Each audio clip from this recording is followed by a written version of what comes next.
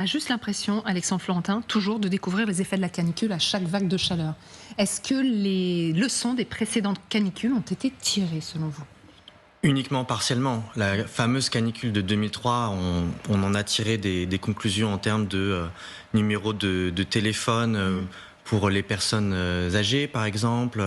Au niveau de la ville de Paris, on en a tiré des conclusions bien plus structurelles, puisque ça se voit dans les rues, on végétalise, on rend des rues aux écoles beaucoup plus accessibles aux enfants, elles sont aussi végétalisées, elles changent de couleur, les cours d'école aussi ont commencé à changer.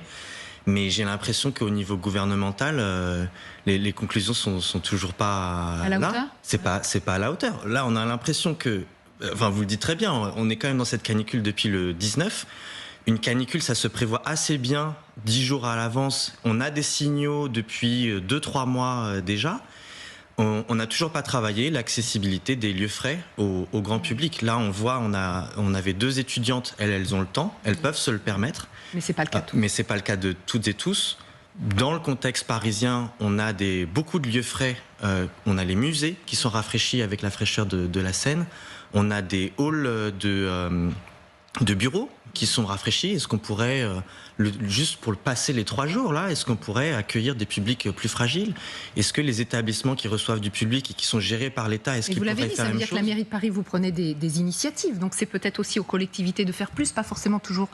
c'est pas toujours le rôle de l'État. Alors, grâce à la mission Paris à 50 degrés, j'ai pu voyager dans différentes villes. Moi, je trouve que justement, comme c'est toutes les collectivités, de gauche comme de droite, écologistes, ça c'est assez largement partagé. On a des exemples très positifs, mais en fait, une ville, elle peut pas tout faire. Si elle peut faire des choses, on pourrait faire plus et on va le faire dans les prochaines années. On a besoin de l'aide étatique. Les exemples que je vous ai donnés, on peut s'en remettre à la bonne volonté des entreprises, par exemple, mais s'il n'y a pas des directives gouvernementales plus fortes, par exemple, ou aussi pour les écoles. Comment est-ce qu'on gère les écoles? Alors on a l'impression qu'on laisse les écoles se débrouiller, Complètement. sans moyens, sans consignes. Alors je ne sais pas si vous avez des enfants, moi j'en ai pas, mais en fait même quand on n'en a pas, on doit vivre aussi avec les gens qui d'un seul coup nous disent bah, ma crèche est fermée, est-ce que tu peux m'aider, est-ce qu'on peut faire ci ou ça? Pourquoi ne pas climatiser les écoles, ne pas climatiser les bâtiments publics ou les bâtiments d'entreprise? Alors à terme, les études montrent qu'on va avoir besoin de climatisation pour certains usages, pour certains publics.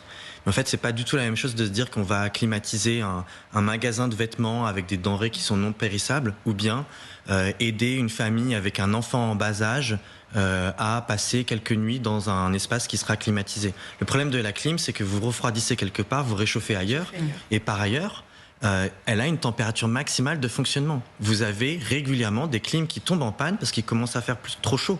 À Phoenix, qui est une ville aux États-Unis qui est en plein désert, c'est la course au rééquipement tous les ans pour avoir des clims toujours plus grosses, toujours plus puissantes.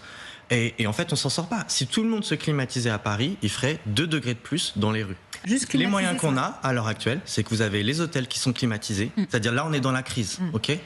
D'ailleurs, il y a des arguments, des contre-arguments qui ont été sortis sur des choses que je n'ai pas dites. J'ai pas dit qu'il y avait un problème de carbone dans cette histoire. C'est assez intéressant. On a à l'heure actuelle des espaces qui sont déjà rafraîchis et climatisés. Là, on est dans la crise. Il faut pouvoir les ouvrir. Les musées à Paris sont climatisés grâce à la fraîcheur de la Seine et c'est un système qui est très bas carbone. Les hôtels sont climatisés. Beaucoup de bureaux sont climatisés. Ça, c'est du privé. Bah oui, c'est du privé, mais en attendant, il y a des gens qui vont mourir. Et alors, on fait quoi?